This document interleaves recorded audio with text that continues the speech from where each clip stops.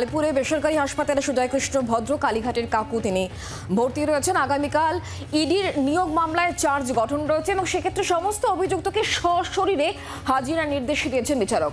অসুস্থ সুজয় কৃষ্ণ ভদ্রের হাজিরা নিয়ে একটা সংশয় থাকছেই, কারণ সুজয় কৃষ্ণ ভদ্র আদালতে হাজির না হলে চার্জ গঠন আরও পিছোতে পারে, এমনটাই মনে করছেন আইনজীবী মহলের একাংশ। আমাদের প্রতিনিধি বিক্রম দাস ঠিক কি প্রতিবেদন পাঠিয়েছেন দেখাবো, দেখুন।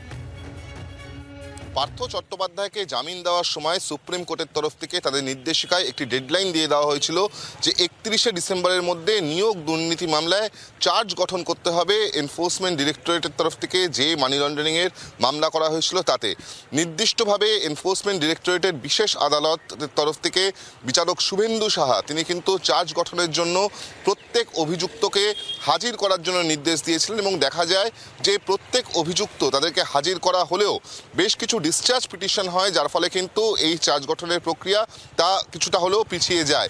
এরপরেই বিচারকের তরফ থেকে জানিয়ে দেওয়া হয়েছিল যে গত 26শে ডিসেম্বর সেদিনকারই চার্জ গঠন করা হবে এবং মূলত প্রত্যেক অভিযুক্তকে আদালতে হাজির করতে হবে। কিন্তু তারপরেও দেখা যায় যে একাধিকবার এই চার্জ গঠনের প্রক্রিয়া পিছিয়ে যায় এবং তার সঙ্গে সঙ্গে সুজয় কৃষ্ণ ভদ্র ওরফে কালীঘাটের কাকু তিনি অসুস্থ হওয়ায় সরাসরি কিন্তু তাকে হাসপাতালে ভর্তি করা হয়েছে।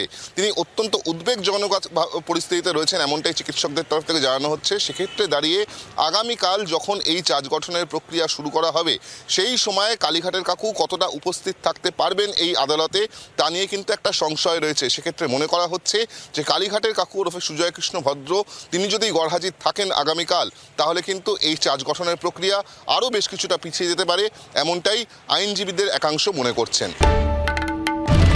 বাংলার আওয়াজ, বাঙালির আবেগ, জি 24 ঘন্টা।